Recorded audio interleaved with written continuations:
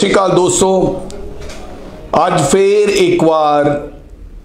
ਧੋਖੇਬਾਜ਼ ਸਰਕਾਰ ਨੇ, ਜਾਨੀ कि दिल्ली सरकार ने, बीजेपी ਦੀ ਸਰਕਾਰ ਨੇ, ਮੋਦੀ ਸਾਹਿਬ ਦੀ ਸਰਕਾਰ ਨੇ ਇੱਕ ਵਾਰ ਫੇਰ ਪੰਜਾਬ ਦੇ ਕਿਸਾਨਾਂ ਨਾਲ ਧੋਖਾ ਕੀਤਾ ਹੈ। ਤੁਹਾਨੂੰ ਦੱਸਣਾ ਚਾਹੁੰਦਾ ਕਿ ਅੱਜ ਸਰਕਾਰ ਨੇ ਇੱਕ ਬਿਜਲੀ ਬਿੱਲ ਪਾਰਲੀਮੈਂਟ ਦੇ ਵਿੱਚ ਲੈ ਕੇ ਆਂਦਾ ਹੈ और की है उस बिजली बिल दे विच ते क्यों ये कीता है, आओ तुहानू मैं दसदा। जदों 3 काले कानून बनाए गए किसानां दे लई और ये कहा गया कि ये तिन्ने कानून देश दे किसानां दे लई फायदेमंद ने। कोरोना दी आड़ दे विच जल्दी जल्दी ये बिल लेके आंदे गए और तां जो ये पहला जानते सी सरकार वाले कि ਜਿਹੜੇ किसान भरा है उन्होंने पता ना लगे तो वह भंबल भूसे च रहन। और तुसी ये भी जानते हो कुछ पंजाब के लोगों ने ਜਿਹੜੇ पंजाब की अगवाई करते सन केंद्र दे विच, उन्होंने भी चुप चुपीते इन्हां बिलों ते मोहर ला दी। और फिर की होया, जदों पता लग गया किसान भरावां नूं, जदों इन बिल्स नूं इन्हां कानूनां नूं पढ़िया गया तो पता लग्या कि ये पंजाब दे नहीं देश के तमाम किसानों के नाल धोखा करन दी साजिश रची जा रही है। तो फिर युद्ध शुरू होया, लड़ाई शुरू हुई और किसान भरावां ने, मैं दाद देनी चाहना उन्हां वीरां नूं, उन्हां जथेबंदियां नूं जिन्हां ने देश भर चो तमाम किसान इकट्ठे होके वो लड़ाई लड़ी और एक एक साल बॉर्डर ते बह के दिल्ली दियां बरूहां ते बह के भुखे प्यासे उन्होंने लड़ाई करने का साहस रखा और दुनिया नूं ये दिखाता कि किसान कमज़ोर नहीं है, किसान आपदे हक्कां दी लड़ाई लड़ सकता है, किसान आपदे हक्कां दी राखी कर सकता है। और शहादतां दे के, क्योंकि 1947 की आज़ादी जिहड़ी सीगी ਉਹਦੇ बारे मेरा ख्याल अजकल ਦੀਆਂ नौजवान पीढ़ियां उन्होंने इतिहास ही पढ़िया लेकिन वेख्या नहीं कि किस तरह की आज़ादी सी, किस तरह वो आज़ादी के दीवानियां ने इस देश को आज़ाद कराने लई अपनियां जानां कुर्बान कीतियां। ये उस तरह का एक माहौल 21वीं सदी दे विच दिल्ली दियां बरूहां ते साडे किसान वीरां, साडियां मावां भैणां ने वो लड़ाई लड़ी ते तकरीबन 800-900 के तकरीबन लोगों ने अपनी शहादतां दित्तियां, जानां दित्तियां, जिहदे च नौजवान साथी सन, मेरियां मातावां सन, साडे वो बजुर्ग सन जिहड़े इस लड़ाई लड़ते लड़ते शहीद हो गए, जिन्हां नूं असीं श्रद्धांजलियां देण उन्हां दे पिंडां दे विच, उन्हां दे शहरां दे विच असीं लोग पहुंचे और साडा फकर नाल साडा सिर उच्चा हो गया। मैनूं ये भी याद है कि जदों यह अंदोलन शुरू होया, मेरे अपने खुद के बच्चों ने यह गल कही कि असी इस अंदोलन दे विच हिस्सा लेना है और 3-4 बार असी लोग इस अंदोलन दे विच जाके आपदा योगदान पाउण दी कोशिश की, तिल फुल भेटा। सो जदों ये अंदोलन दियां वख-वख मीटिंगां चल रही सन जां गलबात हुई तो यह गल कहा गया सी कि ये तिन्ने किसानी जिहड़े बिल है वापस ले जाणगे ते नाल ही जिहड़ा बिजली बिल जिहड़ा सरकार लैके आउणा चाहुंदी है ये भी असीं लैके नहीं आवांगे। सो ये बिल्कुल मैं समझदा कि विश्वासघात किया गया। नरेंद्र मोदी जी ने बिल तो वापस ले ले जो उन्होंने देखा कि ये लड़ाई खत्म होने वाली नहीं है, ये आर पार की लड़ाई पंजाब के किसानों ने बना ली है, ये बिल वापस ले तो बिना कोई होर चारा नहीं। तो फिर उन्होंने कहा कि मैं गुरपुरब वाले दिन ये सुनेहा देने की कोशिश की कि मैं पंजाबियों को बहुत प्यार करता, क्योंकि किवें ना किवें उस ते मल्लम लाउण दी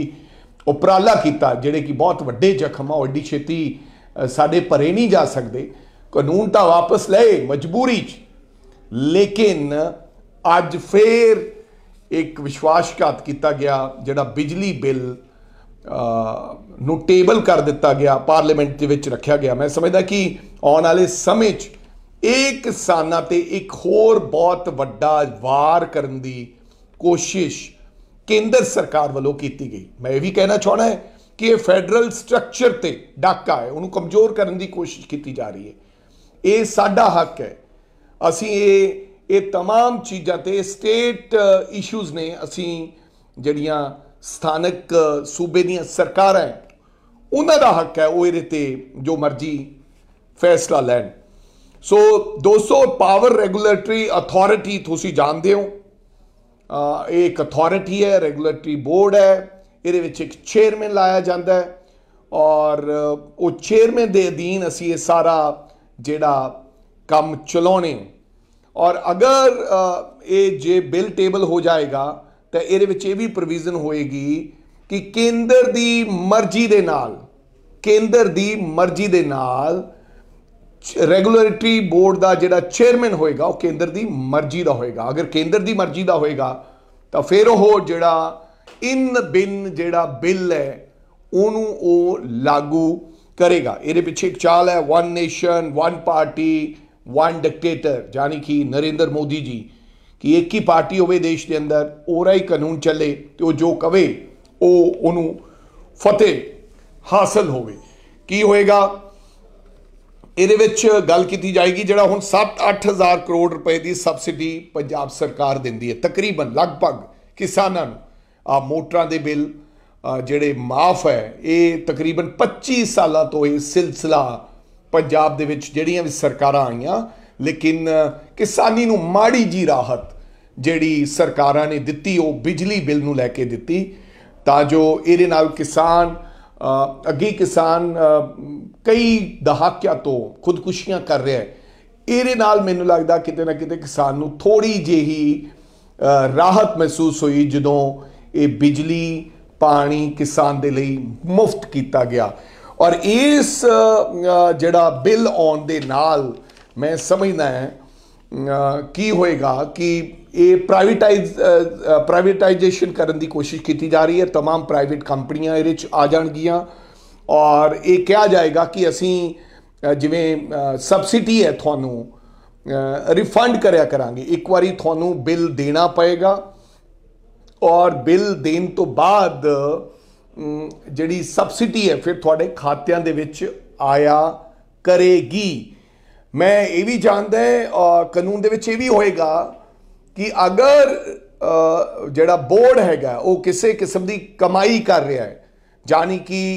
इन्हां बिल्स तो कलैक्शन होके जिहड़ियां प्राइवेट कंपनीज का खर्चा होएगा वो सारा कड्ढण तो बाद जिस प्रकार की कमाई होएगी तद ही सबसिडी रिफंडेबल रिंबर्समेंट होएगी, उन्होंने वापस जाएगी। अगर कंपनियां कमाई नहीं कर दियां तो फिर किसी प्रकार की सबसिडी जिहड़ी वो शायद ना मिले। हुण तां ये हुंदा है कि जिहड़ी 7-8 हज़ार करोड़ रुपए की सबसिडी है सरकार दे विच मैं रहा, मैनूं थोड़ा चिर काम करन दा मौका मिलिया है 3 महीने। ये हुंदा है कि पैसे इधरों आ गए इधर भरते, फलां महकमे का पैसा सी एक बारी फॉर द टाइम बिंग उधर भर दिते गए, फलां चीज़ ते लोन लै लिता गया, वो सबसिडी वो देता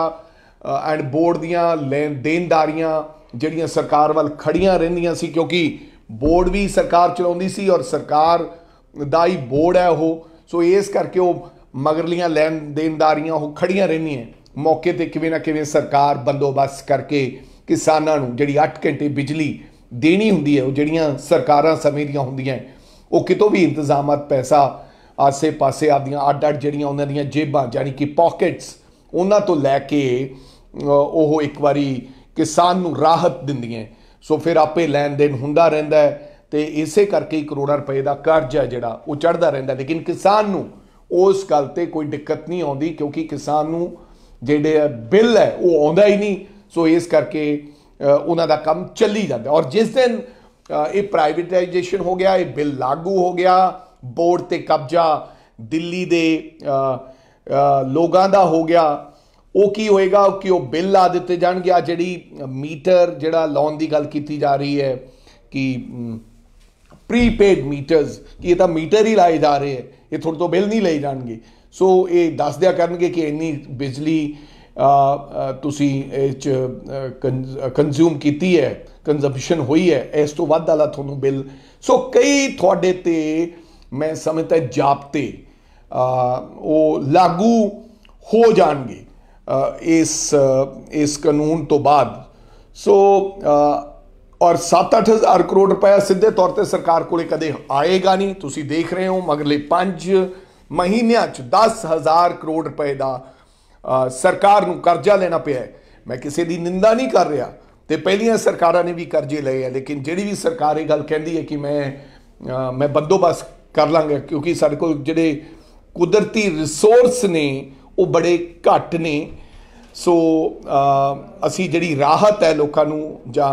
आम लोगों को ज़्यादा दी हुई है, क्योंकि बोर्ड तो अपने हिसाब ना काम करेगा कंप्यूटराइज्ड। असी सरकारां ने तो देखना होंदा कि किसानां नूं होर की राहत देनी है, ये कोई दुकानदारी का काम नहीं होंदा। सो मैनू नहीं लगता कि इस तरह ये सबसिडी दे पाउणगे, और सानू इहदी लोगों नूं लड़ाई लड़नी चाहिए है और सानू सुचेत रहना चाहिए। और सूबा सरकार नूं भी मेरी बेनती है कि वो तकड़े होके इस गल दी लड़ाई केंद्र नाल असी लड़िए, आपदा पक्ष रखिए। इस बिल दे विच की है, तुसी भी आपदे तमाम जिहड़े IAS ऑफिसर्स जिहड़े देखते ने बोर्ड नूं जां कामकाज देखते ने, उन्हां नूं इस बिल नूं घोख विचार नाल पढ़न तो बाद असी तुरंत फैसला लईए कि अगली रणनीति साडी की होनी चाहिए है, किस तरह असी किसानां दे नाल डट के खड़े होना, और किस तरह जिहड़ा बिजली बिल है, जे अगर एक किसान मारू बिल है, मैनू जिहड़ी शंका है तो वो असी किद्दां लड़ाई लड़नी है, वो तमाम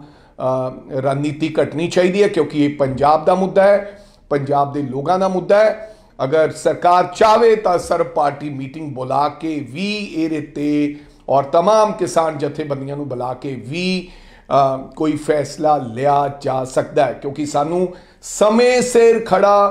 होने की जरूरत है। हजे बिल हजे टेबल होया पार्लीमेंट दे विच, सो असी मौके ते अगर लड़ाई लड़ांगे तो सानू इहदा आउण वाले समय च पंजाब नूं